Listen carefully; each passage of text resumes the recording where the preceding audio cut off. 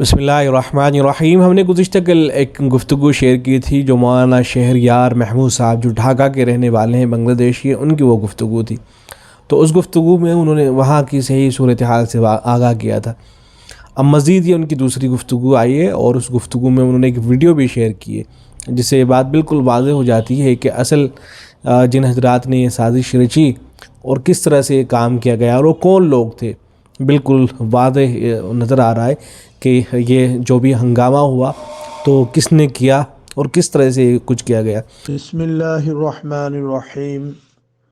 مزید میرے اس بیان کی حقیقت کو جاننے کے لیے اس ویڈیو کو دیکھیے کہ کس طرح مولوی سعد کے پیرو نعرے لگاتے ہوئے اسلحے کے ساتھ فوج کی طرح ٹنگی اجتماع میدان میں آدھی رات کو داخل ہوئے اور شورا کے نئے ساتھیوں پر بے خبری میں حملہ کیا۔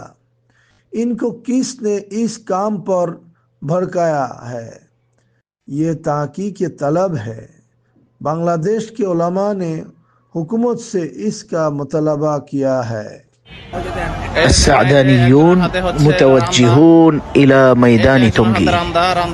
هؤلاء السعدانيون متوجهون. الذي يتكلم بالبنغالية وهو يصور وهو يقول هؤلاء بعد يحملوا السيوف، يحملون السيوف ملفف بالثوب الأبيض، وهو يحب أحباب الشورى، لهذا يصور ويقول أين أحباب الشورى؟ أنقذوا أحبابكم في الميدان، هم يذهبون لقتلهم، هكذا وهو يستغيث. كان هذا بث مباشر. يذهبون ويكبرون كأنهم يذهبون للجهاد ضد الكفار، كأن هذا الطريق قريب من مركز من ميدان تونغي. يذهبون ويكبرون. لا حول ولا قوة إلا بالله. يذهبون ويكبرون الله أكبر كأنهم يذهبون للجهاد ضد الكفار، لأنهم استحلوا دماءهم حلال. لأنهم لماذا؟ لأن الذين في الميدان لا يتابع سعد.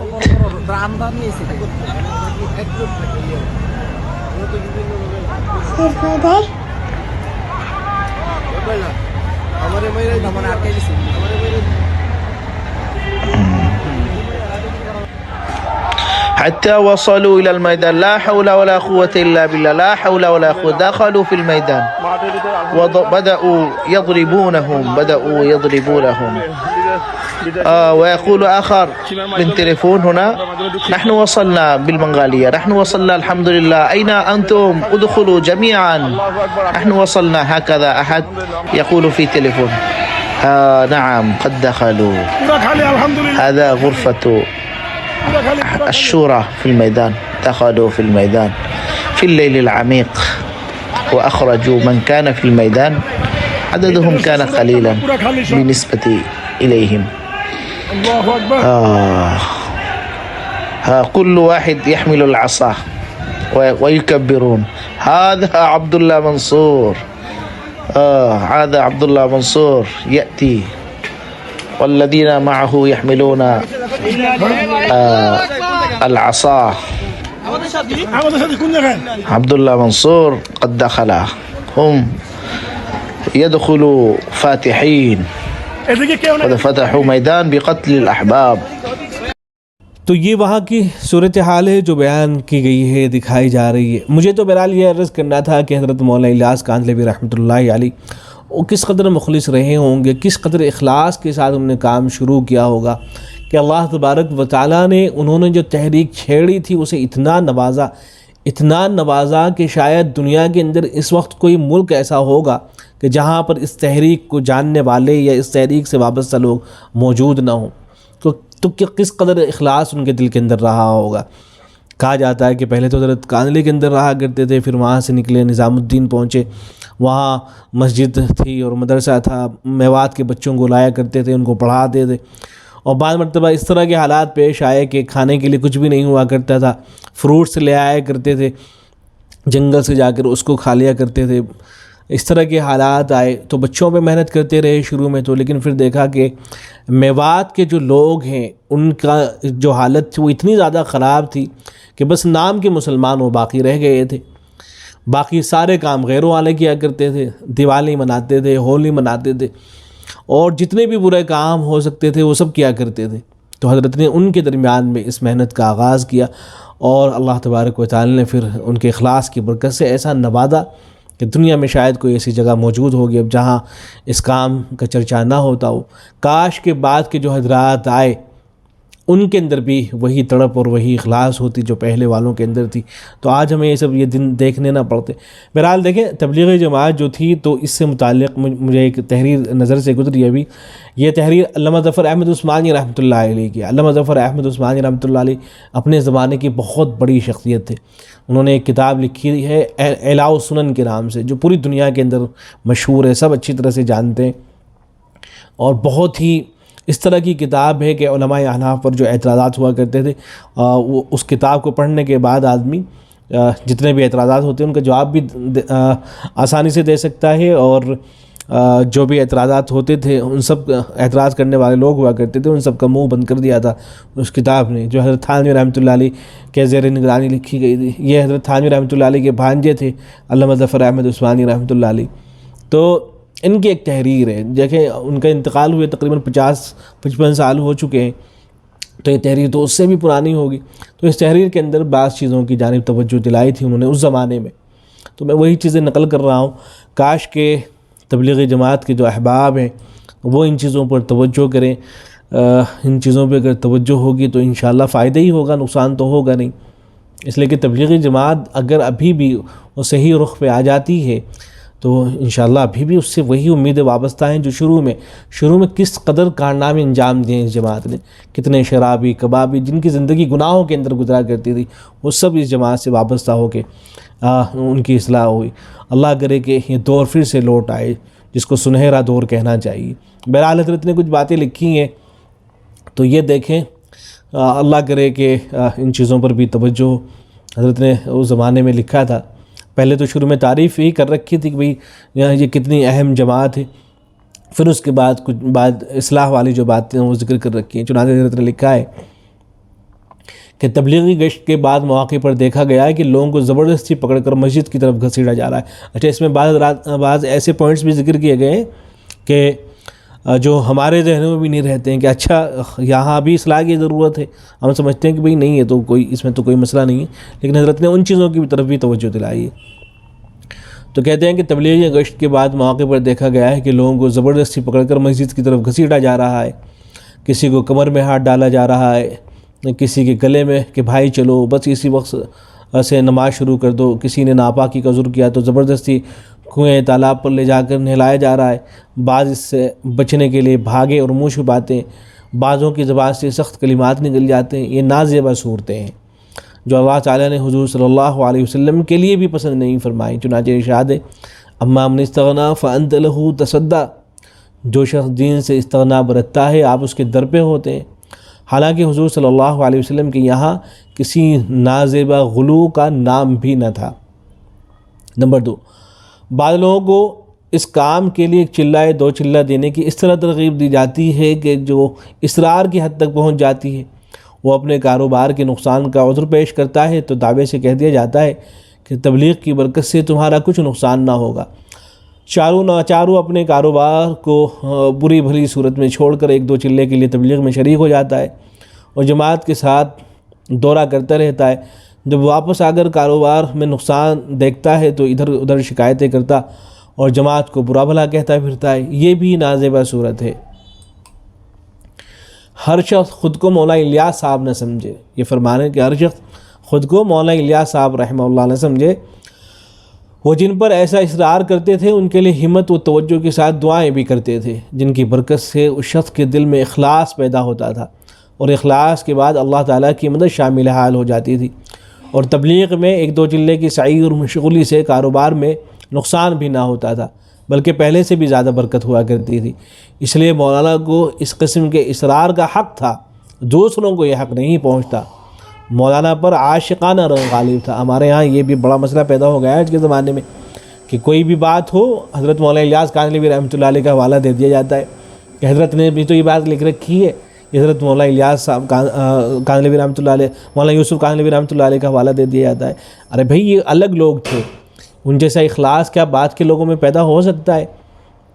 تو یہی فرما رہے ہیں حضرت کہ اس لیے ایک دو چلے کی سعی اور مشغولی سے کاروبار میں بھی نقصان نہ ہوتا تھا، بلکہ پہلے سے بھی زیادہ برکت ہوتی تھی۔ اس لیے مولانا کو اس قسم کے اصرار کا حق تھا، دوسروں کو یہ حق نہیں پہنچتا۔ وہاں پر عاشقانہ رنگ غالب تھا۔ اللہ تعالیٰ اپنے عاشقوں کی مراد پوری کرتے ہیں، جس کو یہ مقام حاصل نہ ہو اس کو ان کی نقالی نہیں کرنی چاہیے۔ کیا باتیں لکھ دی ہیں، اللہ سمجھ عطا فرمائے بات کے حضرات کو۔ پھر نمبر 3 پر ہے، بعض لوگ تبلیغ کے سوا دوسرے تعلیمی شعبوں اور خدمت اسلام کے طریقے کو بیکار سمجھتے ہیں۔ یہ بھی اب تک چلا آ رہا ہے یہ سلسلہ تو۔ اور جو حضرات علماء و صلحاء اپنے اپنے طریقے پر مدارس خانقاہوں میں درس حدیث و قرآن و فقہ اور تزکیہ نفوس میں مشغول ہیں، ان کی تحقیر کی جاتی ہے، اور تبلیغ کی فضیلت اس طرح بیان کی جاتی ہے کہ سامعین کے قلوب میں دوسرے اسلامی کاموں کے لیے بے قدری اور بے وقعتی پیدا ہو جاتی ہے۔ یہ بھی غلو اور افراط ہے۔ اگر سارے علماء و صلحاء ایک ہی کام میں لگ جائیں اور دوسرے تمام کام معطل کر دیے جائیں تو علم قرآن و حدیث و فقہ اور تزکیہ اخلاق و تکمیل ذکر اور تحصیل نسبت باطنہ وغیرہ کا دروازہ بند ہو جائے گا۔ حق تعالی شانہ نے جہاں یہ فرمایا ہے کہ وَلْتَكُن مِّنكُمْ أُمَّةٌ يَدْعُونَ إِلَى الْخَيْرِ وَيَأْمُرُونَ بِالْمَعْرُوفِ وَيَنْهَوْنَ عَنِ الْمُنكَرِ، کہ تم میں سے ایک جماعت، سب نہیں، ایسی ہونی چاہیے کہ جو نیکی کی طرف بلائے، نیک کاموں کا امر کرے، برے کاموں سے روکے۔ وہیں یہ بھی تو ارشاد ہے فَلَوْلَا نَفَرَ مِن كُلِّ فِرْقَةٍ مِّنْهُمْ طَائِفَةٌ لِيَتَفَقَّهُوا فِي الدِّينِ وَلِيُنذِرُوا قَوْمَهُمْ إِذَا رَجَعُوا إِلَيْهِمْ۔ مسلمانوں کی ہر بڑی جماعت میں سے کچھ لوگ اس کام کے لیے کیوں نہیں نکلتے، دین میں تفقہ اور کمال حاصل کریں، اور جب اپنی قوم میں واپس آئیں تو ان کو اللہ تعالیٰ کی نافرمانی سے ڈرائیں۔ اسی طرح ایک جماعت اہل حکومت کی ہونا ضروری ہے، ایک جماعت سپاہیوں کی بھی ہونی چاہیے۔ غرض اہل حرفہ، زراعت پیشہ، تجارت اور ملازمت کرنے والے سبھی ہونے چاہیے۔ البتہ ان سب کو اپنے اوقات فرصت میں تبلیغ احکام کی خدمت بھی جس قدر ہو سکے انجام دینی چاہیے۔ نمبر 4، بعض دفعہ تبلیغ کے لیے پیادہ پا سفر کرنے کی اس عنوان سے، پیدل تبلیغی جماعتیں جو ہوتی ہیں، مجھے نہیں معلوم ہے کہ آج کل بھی یہ سلسلہ ہے یا نہیں، تو لکھتے ہیں کہ اس طرح سے اس کی ترغیب دے دی جاتی ہے کہ بوڑھے اور کمزور بھی پیدل چلنے کے لیے تیار ہو جاتے ہیں اور ان کو بجائے روکنے کی شاباشی دی جاتی ہے۔ یہ بھی نازیبہ صورت ہے، بری صورت ہے۔ یہ بھی رسول اکرم صلی اللہ علیہ وسلم نے ایک شخص کو پیادہ چلتے ہوئے دیکھا، پیدل چلتے ہوئے دیکھا تو فرمایا کہ سوار ہو جا۔ اس نے عذر کیا کہ میرے ساتھ جو اونٹنی ہے وہ بدنہ ہے جسے اللہ کے نام پر ذبح کرنے کی نیت کر چکا ہوں۔ کچھ دیر کے بعد آپ صلی اللہ علیہ وسلم نے پھر فرمایا کہ سوار ہو جا۔ اس نے پھر وہی عذر کیا۔ آپ صلی اللہ علیہ وسلم نے تیسری مرتبہ فرمایا کہ ارکبھا ویلک، ارے تیرا ناس ہو، سوار ہو جا۔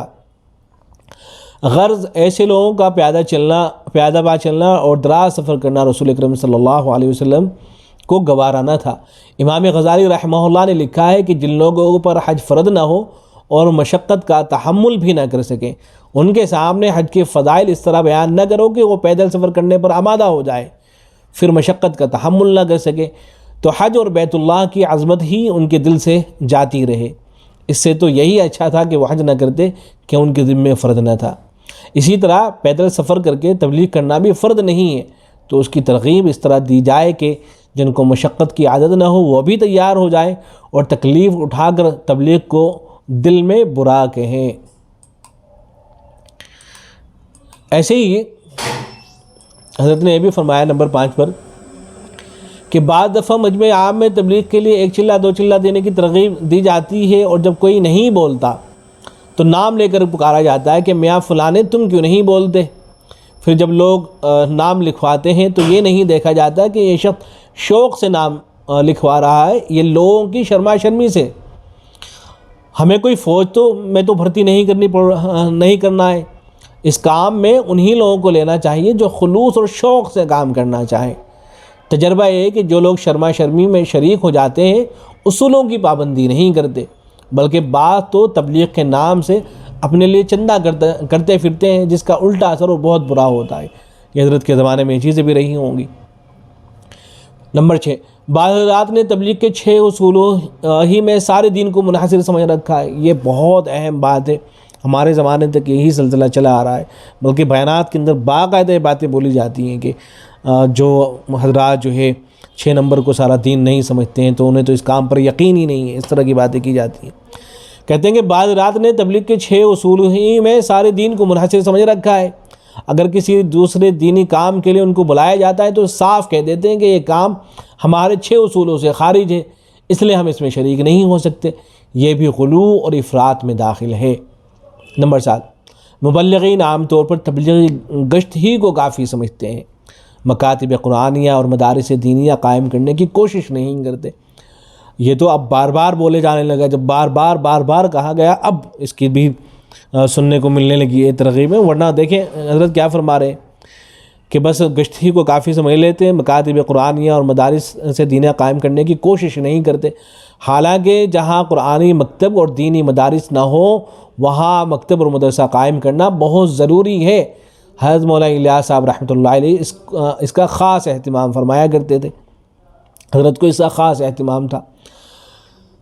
ایک بات اور ذکر کر رکھی ہے کہ دیکھا گیا ہے کہ تبلیغ اجتماعات میں عمراء و حکام اور وزراء کو شریک کرنے کی بڑی کوشش کی جاتی ہے۔ یہ صورت بھی اچھی نہیں ہے، بس ترغیب سے زیادہ کچھ نہ کیا جائے، اس کے بعد کوئی خود اپنے شوق سے آئے تو خوشی کی بات ہے، زیادہ اصرار کی ضرورت نہیں ہے۔ پھر آگے لکھا ہے حضرت نے کہ میں نے مکہ معظمہ میں مبلغین کو تاکید کی تھی کہ حجاز کے دیہات میں قرآنی مکاتب قائم کرنے کی کوشش کریں تاکہ بدوؤں کا جہل دور ہو اور ان کو علم سے مناسبت ہو جائے۔ امید ہے دوستوں نے اس کا اہتمام کیا ہوگا۔ کاش کہ اگر اس کی کوشش کر لی جاتی اور وہاں مکاتب قائم ہوتے، مدارس قائم ہوتے تبلیغی جماعت کے، تو کتنا اس سے فائدہ ہوتا۔ پھر آگے عنوان ہے جماعت تبلیغ کے لیے نصاب تعلیم و ذکر۔ حضرت مولانا فرماتے ہیں علامہ ظفر احمد عثمانی رحمۃ اللہ علیہ کہ ایک دن مولانا محمد الیاس صاحب نے فرمایا کہ میرا اصل مقصود یہ ہے کہ حضرت مولانا تھانوی رحمۃ اللہ علیہ کے علوم ہو اور میرا طریقہ تبلیغ ہو تو مسلمانوں کی حالت درست ہو جائے۔ اس کے بعد مجھے حکم دیا، مولانا ظفر احمد عثمانی فرما رہے ہیں کہ مجھے حکم دیا کہ جماعت تبلیغ کے لیے نصاب تعلیم اور نصاب ذکر الگ الگ قلم بند کر دو۔ چنانچہ میں نے نصاب قلم بند کر کے پیش کیا تو بہت خوش ہوئے۔ اس نصاب میں حضرت حکیم الامت رحمۃ اللہ علیہ کے رسائل و مواعظ اور تفسیر بیان القرآن کو خصوصیت کے ساتھ لیا گیا ہے، اور نصاب ذکر میں بھی حضرت کی کتابوں سے مدد لی گئی ہے۔ اگر جماعت تبلیغ ان نصابوں کے موافق تعلیم و ذکر کا اہتمام کرتی رہے تو حضرت مولانا الیاس صاحب رحمۃ اللہ علیہ کی دلی آرزو پوری ہو جائے گی۔ افسوس کہ حضرت مولانا الیاس صاحب کی آرزو پوری نہیں ہو سکی، اور حضرت مولانا کے متوسلین اور متبعین نے حضرت کانلوی رحمہ اللہ کی منشا کے مطابق حکیم الامت مولانا اشرف علی تھانوی رحمہ اللہ کے علوم کو دنیا میں پھیلانے کی طرف مطلق توجہ نہیں کی۔ چنانچہ ان کی بے توجہی کے باعث اب تو یہ بھی معلوم نہیں ہو سکتا کہ حضرت مرحوم کے حکم سے تعلیم و ذکر کا جو نصاب حضرت مولانا ظفر احمد عثمانی رحمہ اللہ نے جماعت تبلیغ کے لیے حضرت حکیم الامت ہی کی کتابوں سے مرتب کیا تھا، اور حضرت مولانا الیاس صاحب نے اس پر اپنی پسندیدگی کا اظہار بھی فرمایا تھا، وہ کیا نصاب تھا اور اس کا کیا ہوا، تو سب کے سب قصے پارینہ بن چکے ہیں، اب تو معلوم بھی نہیں کیا جا سکتا ہے اس کے بارے میں۔ بہرحال یہ وہ چند باتیں تھیں جن کی جانب حضرت مولانا ظفر احمد عثمانی رحمہ اللہ نے توجہ دلائی تھی۔ اللہ کرے کہ اب اگرچہ نصف صدی گزرنے کو ہے اور ان چیزوں پر خاطر توجہ نہیں دی گئی ہے، اللہ کرے کہ اب توجہ دے دی جائے۔ اگر توجہ دی جاتی ہے تو انشاءاللہ امید ہے کہ بہت فائدہ ہوگا۔ السلام علیکم ورحمۃ اللہ۔